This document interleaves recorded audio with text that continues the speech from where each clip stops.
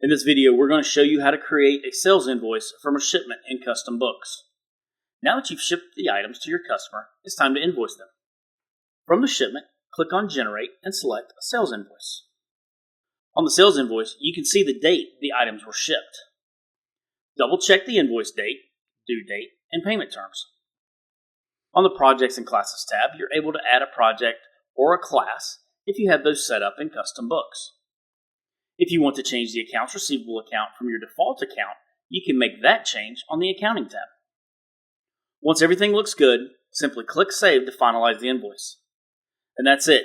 You've successfully created a sales invoice from a shipment in CustomBooks.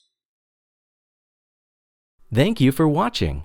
If you enjoyed this video, please check out our other videos. Make sure to like and subscribe to keep up on all the latest news on CustomBooks.